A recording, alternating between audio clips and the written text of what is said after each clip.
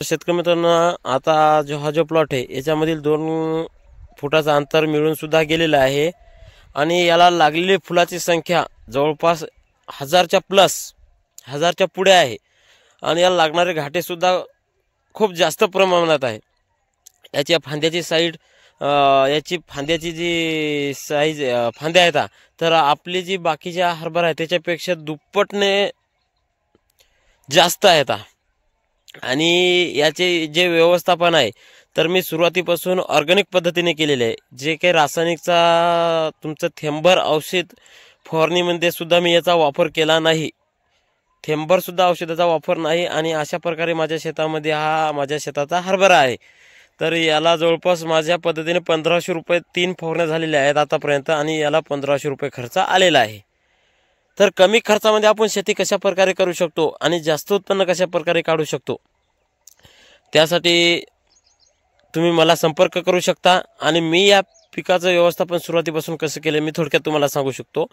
मी सुरुवातीपासून जे रासायनिक खत वापरलं होतं त्या खतामध्ये 1 किलो मल्टीप्लायर की जमिनीत खतामध्ये मिक्स करून टाकलं होतं। त्या कारणाने जे आपल्या या भागामध्ये सुरुवातीला पाऊस झाला होता त्या पावसामध्ये बऱ्याच शेतकऱ्याचे प्लॉट उद्ध्वस्त झाले, पण आपल्या प्लॉटमध्ये एक झाड सुद्धा मरण पावलं नव्हतं किंवा उद्ध्वस्त झालं नव्हतं।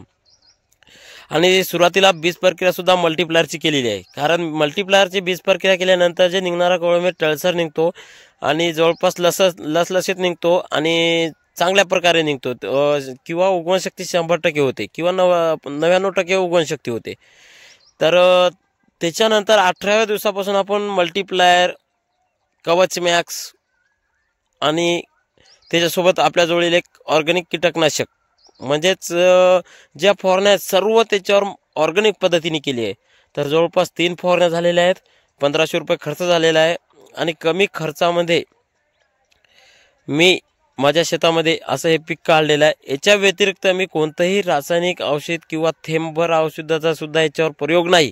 तर माझं पीक 1 नंबर आहे, लागणारी फुलाची संख्या अमाप आहे। तुम्ही हा जर प्लॉट बघण्याची इच्छा असेल तर भांडेगाव इथे येऊन माझ्याशी संपर्क करा। स्वतः माझ्या शेतातील प्लॉट आहे, माझ्या प्लॉटवर येऊन तुम्हाला दाखवू शकतो आणि कमी खर्चामध्ये जास्तीत जास्त उत्पन्न कसं होते ते तुम्ही इथे बघू शकता। सर आपण जो आपल्या शेतामध्ये हरभरा लावतो त्याच्यापेक्षा दुप्पट माल या हरभऱ्यामध्ये आहे।